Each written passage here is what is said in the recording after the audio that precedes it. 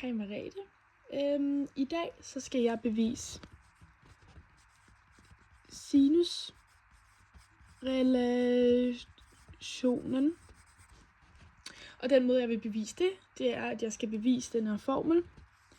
A gange sinus til A er lig med C til sinus C. Sådan der. Og jeg vil lige tegne den her trekant, som vi skal bruge til beviset. Sådan der. Og så får vi lige skrevet vores A, vores B og vores C. Og så har vi vores lille A og vores lille B og vores C. Så skal vi have tegnet højden ind her. Her har vi vores højde, den kalder vi for H. Og så lige for det lidt nemmere at skelne imellem de to forskellige trekanter, så tegner vi lige ind med nogle farver her. Vi har den første her, som vi tegner grøn. Og vi har den anden her, som vi lige tegner lyserød. Yes. Og for at bevise sinusrelationen, så bruger vi den her formel, som der hedder sinus til V er lig med vores modstående katete og divideret med vores hypotenuse. Så hvis vi starter med at tage den lyserøde trekant her. Vi skriver lige her den lyserøde. Godt. Så hvis vi skal gøre det ud for den her formel, som vi har heroppe, så kigger vi på første step, så det er sinus til her. Der kan vi så se det vores A. Så det er til A. Er lig med den modstående katete, og herover der kan vi se, at modstående katete det er H, vores højde, så vi skriver H divideret med vores hypotenuse, som der er her, som der er C. Og det her, det kan vi også for at få H til at stå alene, så kan vi skrive H er lig med C gange sinus til A.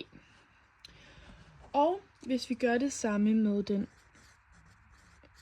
grønne, så igen ved brug af den samme formel heroppe, så skriver vi vores sinus, og her der kan man så se, det er til C, at det er lig med, de har samme modstående katete her, de har begge to modstående katete højden, som vi kalder H, og den hypotenusen her, det er så A. Og der kan vi gøre det samme, som vi gjorde heroppe. Vi kan skrive H er lig med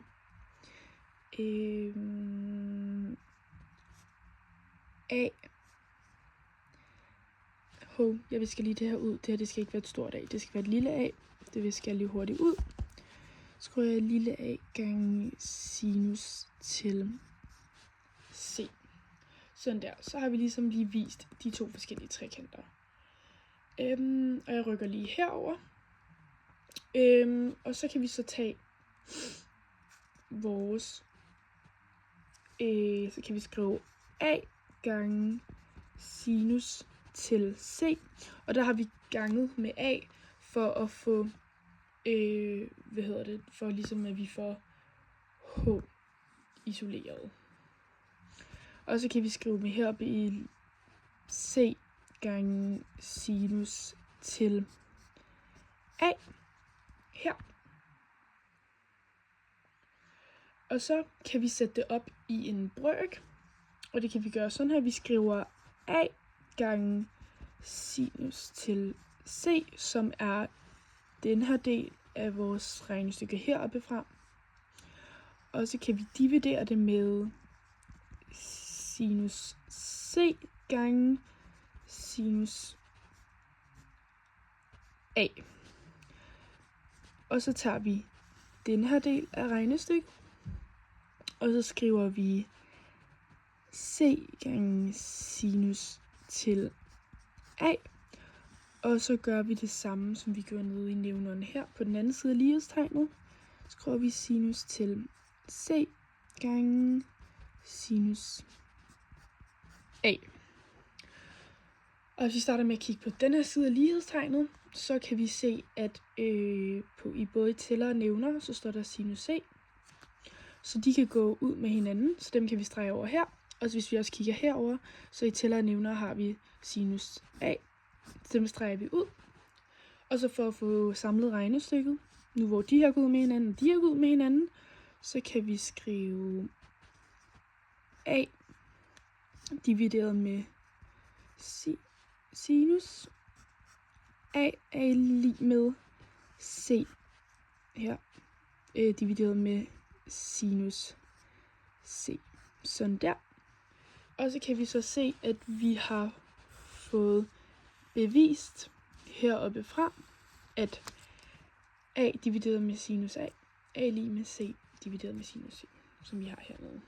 Ja, det var mit bevis af sinusrelationen.